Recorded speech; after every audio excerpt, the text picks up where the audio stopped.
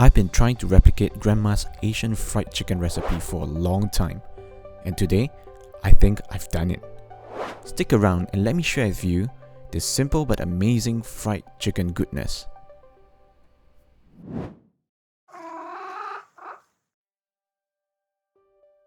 The first thing you got to do is to buy some chicken wings from the market. Take note that the marination phase is the most important. Too much and it'll become too salty. Too little and it'll become too bland. Grandma was a simple lady. She only used 4 ingredients to marinate her chicken.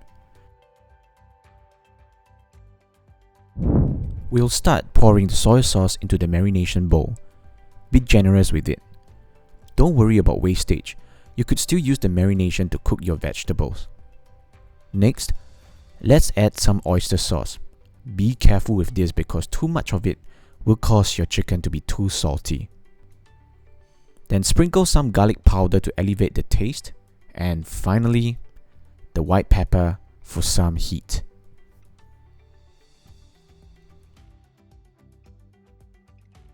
Ensure that every part of the chicken is being drenched in the marination.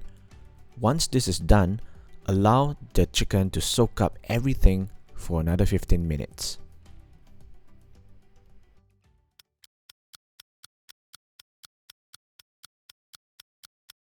Now place the marinated chicken into small plastic bags. Then push out as much air as you can. Once you're done with this, place the marinated chicken into the fridge and keep it there for around 1 hour.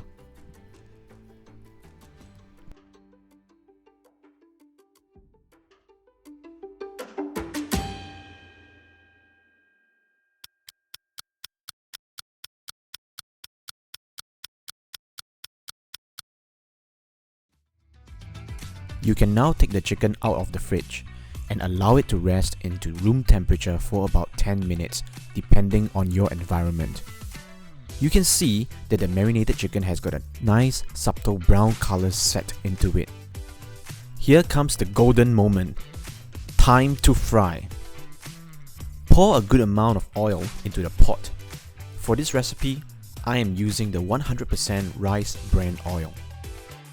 You can either use a cooking thermometer or just ensure that the oil has got some tiny bubbles.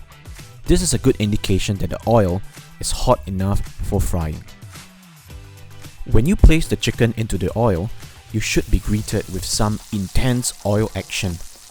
Make sure your chicken stays in there for around 4 to 5 minutes. You should be able to see the skin turn into a nice golden brown.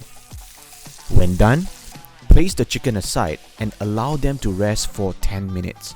Resting allows the meat to lock in all the juices, and it also causes the skin to become more crispy. All you have to do now is to plate those amazing looking wings and then serve. Grandma used to say that you don't need any sophisticated culinary kung fu skills to cook. All you need is your heart. It is really simple to fry up these Grandma's Asian chicken wings.